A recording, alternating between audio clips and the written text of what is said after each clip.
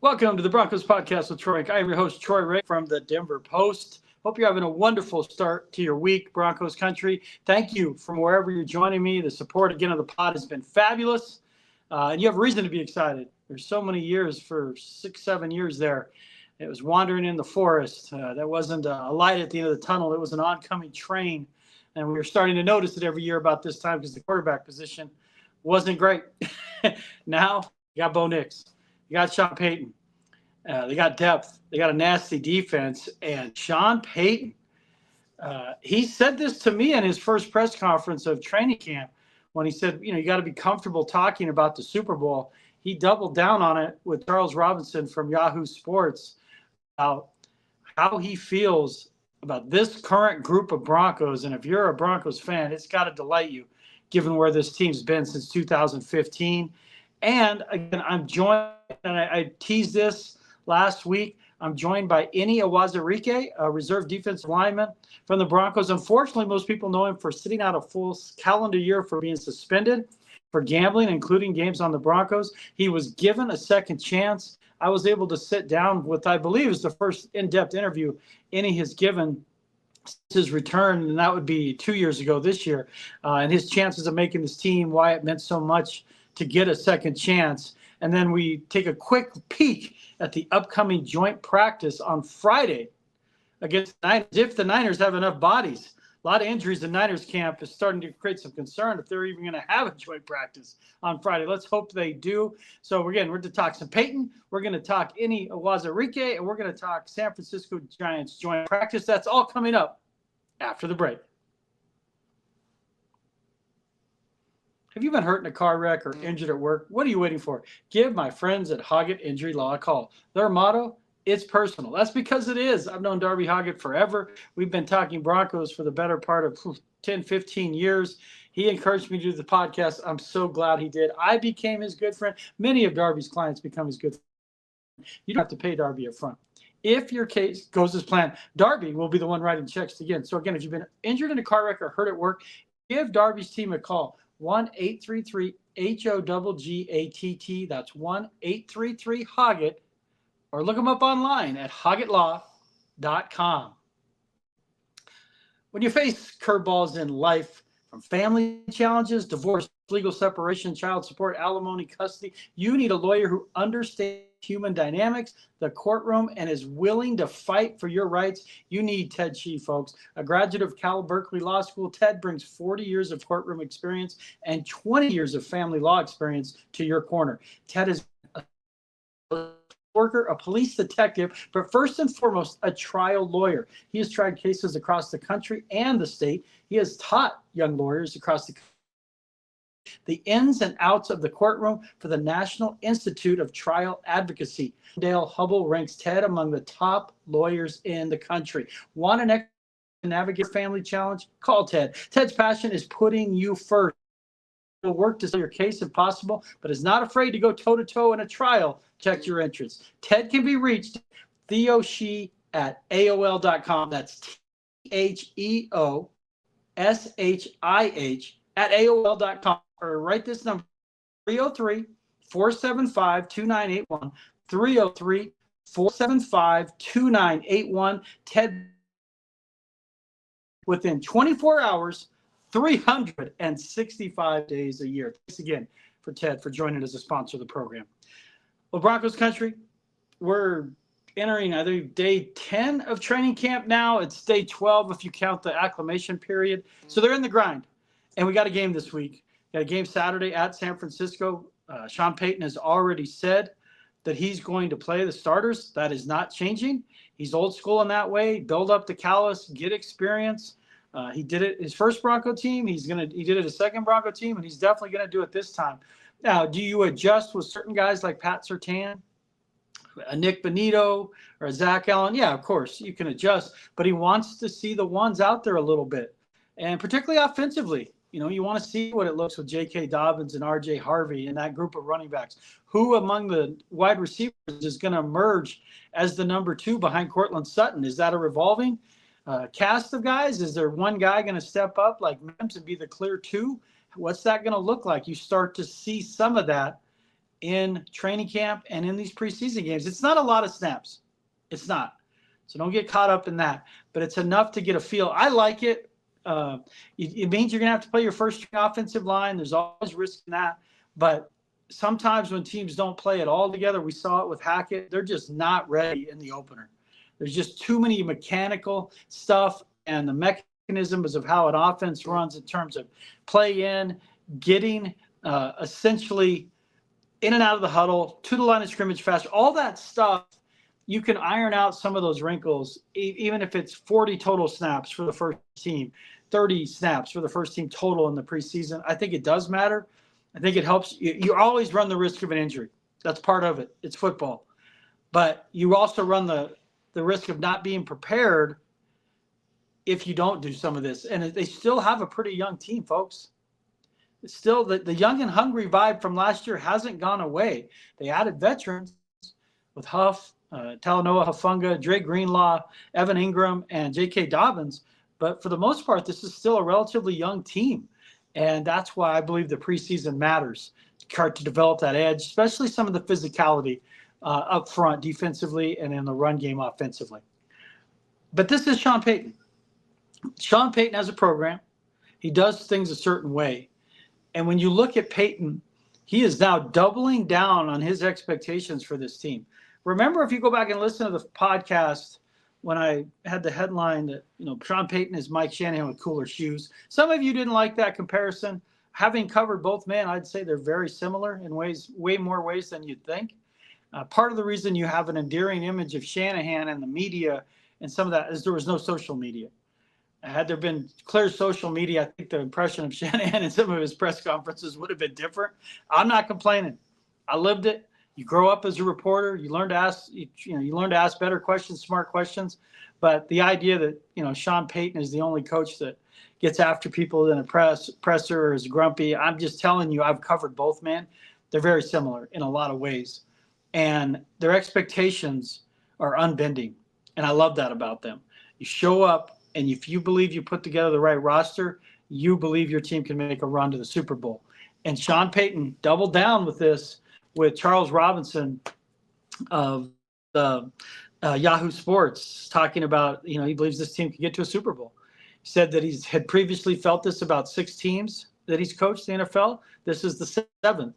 So if you're doing the math, you're talking about 7 out of 18. You're getting to that 35, 40% of the teams he's coached in the NFL, he felt like could reach the Super Bowl.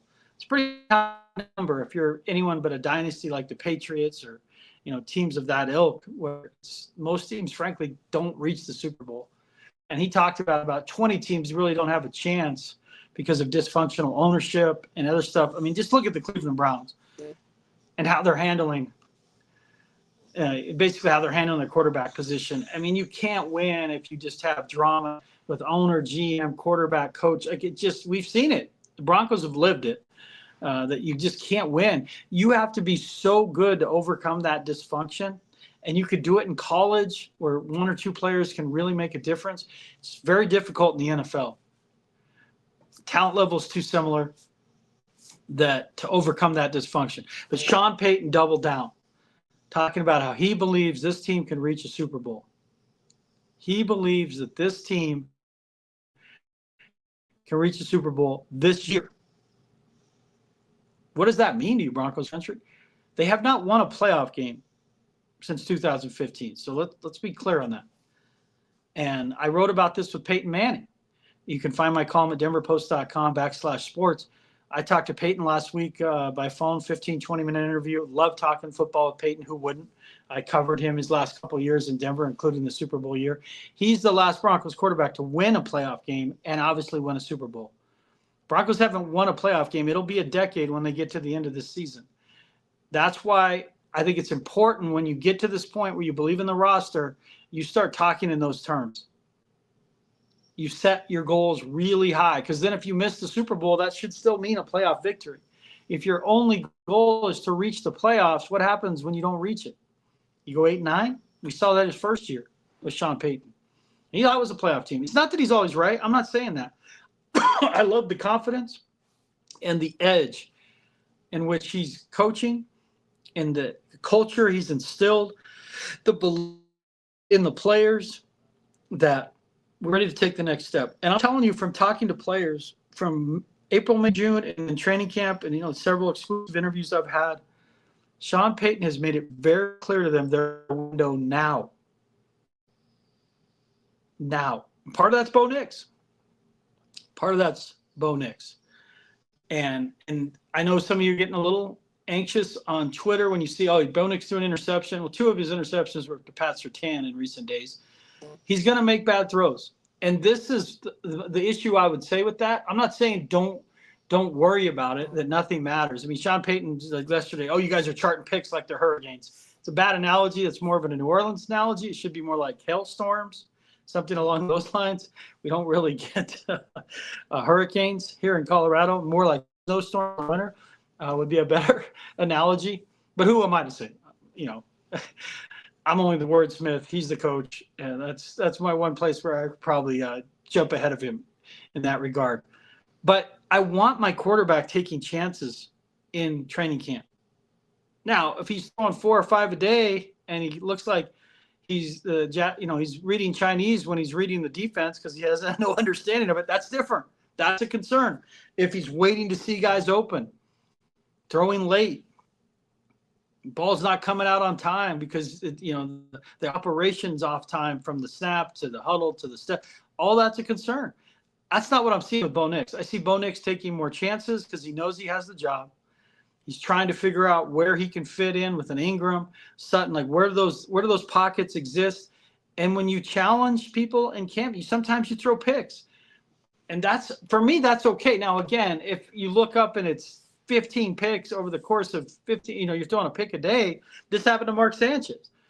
I've remained friends with Mark Sanchez. He couldn't stop throwing picks to Lorenzo Doss. Every day he was throwing a pick. It was like in the red zone or third down. That became a problem because Gary Kubiak, you'd watch him in his body language like, man, not good. And then he did it in the game, and he ended up getting cut during training camp. Bo Nix throwing picks is different. I see a guy in his second year that's more confidence in the offense, more confidence in the operation, and he's taking chances with learning new players like an Ingram, like a Dobbins, some of these guys trying to see where it fits. And that's okay. But Sean Payton is talking Super Bowl. That's your message you should take from this week as they get ready to go out to San Francisco. This is the coach he was in New Orleans for many years. Talking with an edge, talking with an attitude. It pisses other teams off. It pisses their fan bases off. But that's the Sean Payton you signed up for.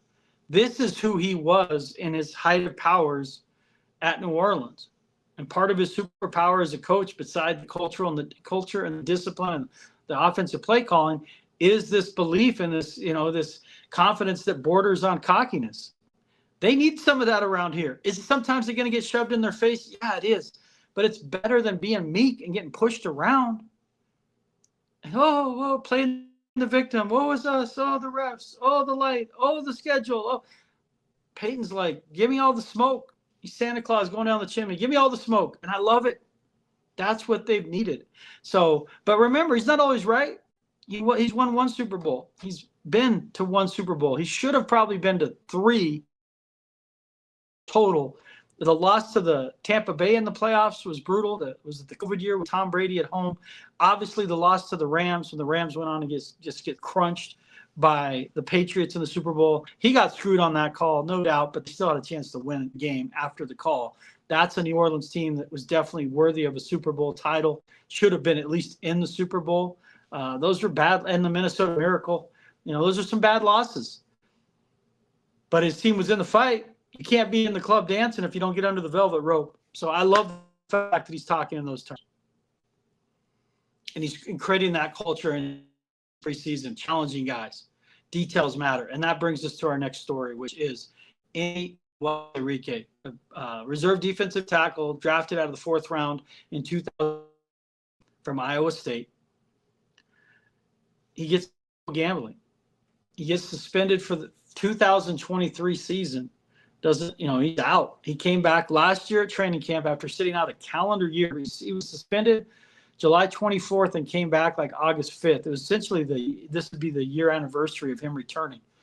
And last year he made the team barely, but he wasn't in football shape. He kept himself in shape, and you'll hear some of that in the interview, working out around in Colorado, trying to stay, right. It's just you're not at football practice. And those folks who've watched football practice, if you've played football, coached it, it's just a different shape because you got pads on, you're getting pushed on, leaned on, and it's just different is all I could say. It's just different in terms of the condition and the callus your body develops. He joined, and he was never really a factor last year.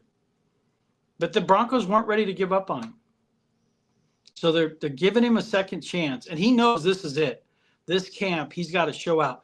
The reason I wanted to do this story is I noticed right away he's number 96, and when you watch on the game on Saturday, you'll see him in there. He should be getting a chunk of snaps. He's more athletic. He's lost some weight. He's leaner. He looks like a guy that can help in the run stuff game. Kind of pick up. He's that attitude that you see from Zach Allen and John Franklin Myers and Cooper and certainly Malcolm Roach and DJ Jones. He believes he's seen what it looks like in front of him. He believes he's ready to contribute, and he's remorseful and, the mistake he made, gambling on games. I mean, again, it was a weird time in 2022 and 2023 because the NFL has become ubiquitous when it comes to gambling. All the sponsors, I've had a gambling sponsor in the past, so I'm not going to be a hypocrite about it. I don't gamble, but I've had a gambling sponsor, and, a lot of my friends gamble, so I'm not going to sit here and be a hypocrite about it. I encourage you to do it responsibly. He didn't. He did not follow the rules, and he bet on his own team, the Broncos. He's lucky he wasn't banned for life. In baseball, he would have been banned for life. But the rules were weird about you can bet on sports, you can't bet at the facility, you can't bet on and whatever. He made a mistake. Sean Payton was willing to give him a second chance because he felt like there was some confusion in how they were teaching and educating the players during that time. And I'm talking 2022, 2023, when he got suspended. 11 players were suspended during that time for a year. Only 2 are still with their original team. That's Jamison Williams, who's, he's a star type player, certainly an impact player for the Lions, and Enyi Uwazurike. So that tells you how lucky he is the Broncos showed faith in him. I talked to Greg Penner, the owner, about it. I said, why? And he said that it wasn't a character issue with him. He wasn't a bad guy in the locker room. They felt like he was a young kid who made a mistake, who deserved a second chance. Sean Payton echoed the same thing when I talked to him about it and asked him about it, that he's athletic.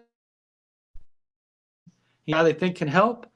He's been nothing but accountable since his mistake. I want to give him a second chance. So I think we all agree that you want to see second chances in life. Sometimes you don't get them, depending on the nature of the mistake. We all agree in athletics, second chances are often related to your impact on the team. I mean, that's just the reality of it. That's why with Uwazurike, he was not drafted by Sean Payton. He was in the 2022 draft, the Nathaniel Hackett class. That's why even he didn't know if they would bring him back. You're with a new coach, didn't draft you, you get suspended. I mean, they had every reason to cut him. They gave him a chance, and he's certainly grateful for that. So I want you to hear from Enyi Uwazurike about his journey, where he's at now, how he's doing in camp, and the ability to get a second chance, what it meant to get that from Sean Payton and Greg and Kerry Penner, Walton, to get this second chance with this organization. Here is Enyi Uwazurike talking about his journey in camp and second chances. Personally, I feel like I perform better, I play well when I'm engaged with my teammates. So I feel like just being around my team, coaches and stuff, being around them, getting to crack jokes, getting to, really spend days with them and build that relationship. I feel like it helps a lot. I feel like it's way more comfortable being on the field with them, and physically wise, definitely took it in my part to just get as much faster, stronger, and into my playbook as much as I can. So I could definitely have the season that I imagine having. Did you change body type a little bit? You just look more athletic, maybe. I mean, because you're making plays, and I noticed you. Did you change the stuff up a little bit? I say just a lot more conditioning, really. Just a lot more conditioning and a lot more just all around just lifting and just strength and speed, really. And just feel like digging in and knowing what I'm supposed to do, just being here off the jump and getting to have OTAs, getting to have camp and everything is great because, I feel like when you're mentally sharp and play big, you get to play faster. So, yeah. When you're on a defensive line like this one, is there kind of that peer pressure that you feel like you're getting pushed all the time because you got, Zach Allen's one of the best in the game, you got Nick and you got Jonathan, you got Malcolm who never stops talking to JFM. Does that push you and make you better being around this group? Oh, definitely, because all of them are great. All of them are great players. I got a really good group. I got 3 superstars within my room, so it's always good to see them play. And shoot, I imagine I could be the same thing. So I definitely have the attitude to compete with them as much as I can. I know that's always going to make me better because they're at the top of the list. If I could do what they're doing, I know I'll be perfectly fine. But it's definitely great playing in a room of guys who got a lot of experience, who've done, been at the top of the list when it comes to defensive linemen in the NFL. So, definitely when I'm lining up with them, I'm just as confident, just as, I want to show that I could do the same thing. What changed last year for me is the ability to stop the run. The year before it was an issue, and you guys overnight went from a team that was near the bottom to one of the best. What makes a good run-stopping team? What makes, in your position, a good run stuffer where you line up? What's the key? I'd just say it's all the attitude, honestly. We come in and everybody's confident about themselves. We got, like from the list down, from the head up in our room, it's literally everybody's confident that they could just stop the run and that they're physically strong enough. They have the attitude going into it, saying I can stop the run. I know for sure I have it, and everybody else does too. So I really say it's just the attitude that stands out. I mean, that's a physicality thing. It's no technique that's really going to save you. You know what you got to win one-on-ones, right? You got to win. Want to win at the point of attack. Knuckle up and play football at that point. So it almost sounds like rebounding, like it's almost effort and attitude, exactly. Right? Like you got to want to do it. You sense that with that group? Oh, that yeah, it's personal? for sure. I feel like we're very, very, very tight-knit group. This is one of the most tight-knit groups I've ever been around. So everybody has pretty much is having the same attitude. Everybody's, they see the person next to them and they know that I'm ready. I know that John's ready when I'm on the field with him. I know that DJ's ready, Roach is ready.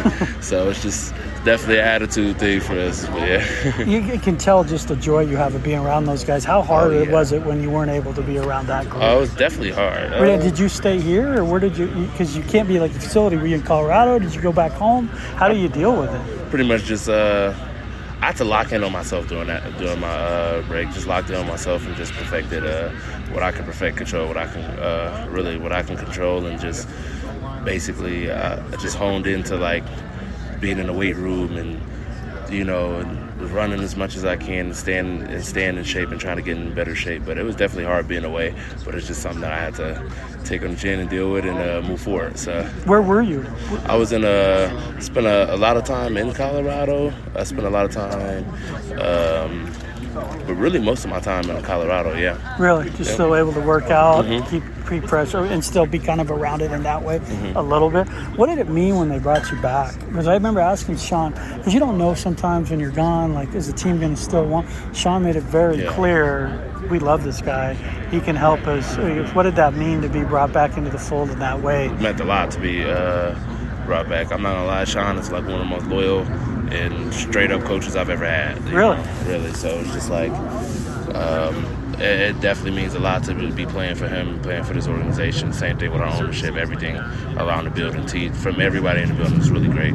So just knowing that I have, this community around me is the best, because with anybody else, that wouldn't have happened that way. So definitely I'm very thankful for them 100%. And just being brought back, it was just, I pretty much got that from the jump with Sean. And he had reached out to you and said, we want you back, or when he was able to, when you were reinstated? When he was able to. I really had no communication. Right. But when he was able to, and you kind of just know what it is. Right. You know what I'm saying? So Sean definitely, He brought you in and said, hey, we want you, we believe in you type thing? Exactly. And that's, 100% like where my mindset is. It's just like, well, Because you might not have been sure, right? Yeah, 100% not sure. Yeah, wasn't sure, but once that,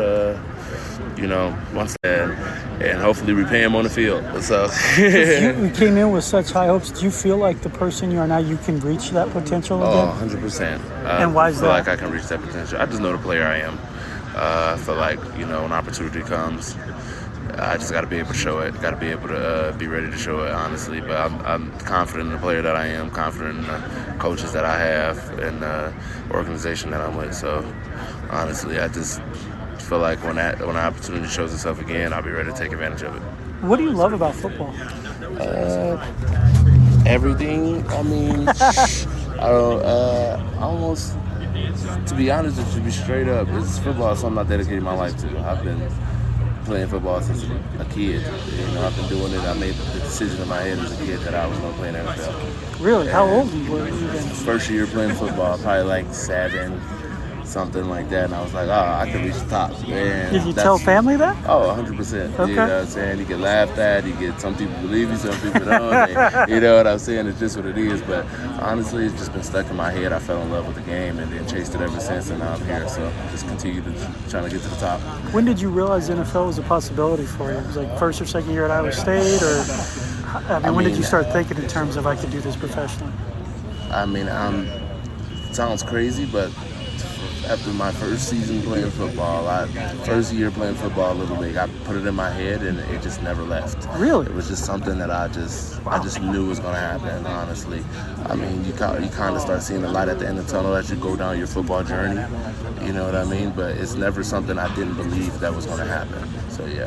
How did you manifest it? Through hard work then? Just through hard work, exactly. Right? And did you have goal sheets and all that? Was there someone pushing you, had coach, goals. family? I mean, my goal was always to try to be the best. You know what I'm saying? My goal is definitely always try to be the best. If I'm trying to be the best and I come halfway short, it still looks good at the end of the day. You know what I mean? Yeah, shoot for the stars, just in there with the moon. for the stars, literally. And however far I get, I know if I'm shooting for the stars, I'm going to give my full effort every time I can. And when that happens, I'm eventually going to do good at the end of it. Yeah. Were you a big kid when you were little playing? Just tall. I was always just tall. Okay, because yeah. usually you guys that are great when they're youth, I think the NFL, they're like the running back that scores 6 touchdowns a game. So you were more tall then, and you became. Yeah. When did you start putting on the size? Let's say in college, I wanted to put on more weight. Did you recruited as defensive lineman? Yeah, I was recruited as a defensive end and played in, and then slowly moved inside as I gained more weight in college, and I fell in love with the inside game. Really, I just like the grittiness of it. I feel like it's the toughest position on the field. It's one of the toughest positions on the field, being a nose guard or being a defensive tackle. And, right. Yeah. So. What's it like when you're out on the field with that group? We talked about them, but what's at least the energy like? And because we're not down in the trench there, right? But what is it like in there? It's unmatched. It's the best for me. It's just the best position on the field because you get to show that. I feel like it's where the toughness of football is. For like linebackers, a lot of different people get the credit for all the fancy stuff and all the stats and stuff like that, but when you're in the middle in front of the center and you got a double team coming by, you got 600 pounds coming your way fast, what I'm saying, some strong people, and you can stand that up. It's just a different type of energy. It's very unmatched. It's just like I'm the toughest person on this field right now. You kind of feel like that, you know what I'm saying? And then once that adrenaline gets going and everything, it's unmatched. Yeah, it's definitely something to experience. You can tell how much you love it, and I'm one that's all for second chances. What would you tell someone that after what you went through, what would your message be, like how you were able to come back from what you went through? I would just say, everybody's a human being at the end of the day. Everybody makes their decisions. Everybody makes their mistakes. Nobody's perfect. That's how I believe it. But I do know when, situations like that come your way, you just got to, for me, it's just adversity is a big piece. You learn a lot from adversity. I love it when adversity hits because you get to learn from it. You get to move on. You get to be aware of it for the next time. So it's definitely just, it's a tough challenge. It's a tough, situation. But as long as you're able to, I got to know, as long as you're able to overcome at the end of that situation, you'll learn from it. You'll be smarter. You'll be, what I'm saying, it'll help you out in the long run. So never want to just, beat yourself down and stuff like that comes. I'm naturally going to do it, but at the same time, I love learning the lesson so I could, move on and be a better person. I feel like everybody, when adversity hits, have a little bit of that into it, and move on. The clock doesn't stop for nobody. Right. Time doesn't stop for anybody. So, you can't just kick yourself down. You can't not do anything. You got to get up and go. You know what I'm saying? Because the world still spins. The world is still moving. So. Welcome back to the Broncos pod. I'm your host, Troy Renck from the Denver Post. Hope that gives you at least a feel for this kid. And why, hey, he made a mistake. He screwed up. I have college-age sons. I have sons that are his age, sons that are 25 and soon to be 27. They make mistakes. You support them. You love them. Some mistakes are harder to overcome than others. He's been given he's been given the second chance. So far in camp, he's making the most of it. I'm curious to see how it plays out because he's he's a bubbly player, as they say. He's right on the roster bubble. He and Jackson are right there when it comes to how many guys they're going to carry in the D-line. And Uwazurike early in camps made an impression. Can he keep that momentum up? Because the preseason games will matter for him. 100% will matter for him. So keep an eye on it. But that gives you a better idea of his story. And I think some of you can relate to the idea of second chances. And we'll finish up today with a first. And that's the first preseason game.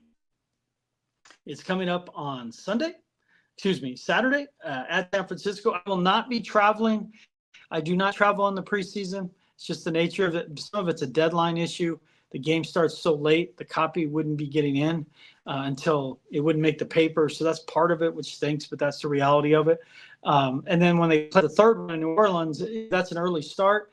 The starters typically don't play. I would be shocked if they played in that game outside of maybe one or two guys. I just don't see it. So I will not be there. Parker, Gabriel, and Luka Evans will have you covered. Both will be out there charting everything on top of it from Santa Clara. And as it stands now, Broncos will practice on Tuesday, if you're listening to this early in the week. Practice today, which is Tuesday. Travel days Wednesday. They will practice Thursday in Santa Clara, have joint practice Friday, and then play on Saturday. As of now, the joint practice is still on. It became an issue in Niners camp yesterday, meaning Monday, because of the fact the Niners have had so many injuries. Coach Kyle Shanahan said as of now that it's on. I mean, that would really stink to go out there early and not get a joint practice in. Remember, the following week, they'll have 1 day of joint practice back at home. I believe that will be in front of fans, the 800 out there against the Cardinals. And that's important, as I've said before on this show. Bo Nix won the job in that joint practice against the Packers last year before that preseason game. I mean, it was obvious he was the guy at that point. So these joint practices do matter with fewer preseason games, fewer reps. But that is the schedule. Keep an eye for the reports on how guys do on that Friday, that joint practice day. What does that mean for some of the backups? What does that mean for the depth chart? Is there a number 2 receiver emerging? What does it look like with Dobbins and Harvey? And can Estime, it's a huge game for him, Estime and Bidet and Blake Watson, who's going to be that final running back? I think actually 4 could make it because I believe that you're going to see Michael Burton get passed through waivers and start the year on the practice squad and be brought back. So I believe there's a real good chance 4 running backs could make it. But keep an eye on that.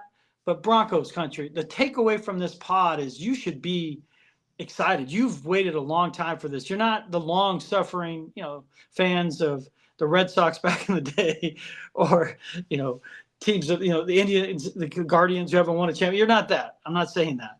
But these last 7-8 years have been just brutal for Broncos country where, you're talking about a team for 3.5 decades had more Super Bowl appearances than losing seasons. It's back on track. They got to the playoffs. You got a coach who gets it. You got a coach with his quarterback. He's talking Super Bowl. Doesn't mean they'll get there. It doesn't. But the idea that he's saying it without smirking and we're not rolling our eyes, that's a good thing, Broncos country. So, again, I want to finish it with this. I cannot do this pod without the support of my new sponsor, Ted Shih, Family Practice. Give him a call. You go back, get that number. But Ted, fantastic lawyer. If you're dealing with a family issue, those are always delicate and difficult. But thank you to Ted for joining on as a sponsor. If you're interested in sponsoring, certainly before the season starts, reach out to me at Troy E. Renck, TroyeRenck at gmail.com. That's TroyERenck@gmail.com. I could not do this without my guy from A1 Day One, Darby Hoggatt. If you've been injured in a car wreck or at work, please give Darby a call, tell him I told you so. And this would not be possible without Danny Bailey behind the screen. And of course, Nate Lundy at Mile High Sports. You can catch me on with Nate and Sean Tuesdays and Fridays, usually around 2 o'clock during camp. During the season, probably closer to 3:25. But every Tuesday and Friday, keep an eye out around 2 on your social media feeds to see our show where I'll appear with Nate and Sean. Broncos country, I do this pod for you. Happiness, that begins with me. Go out there and have a great day.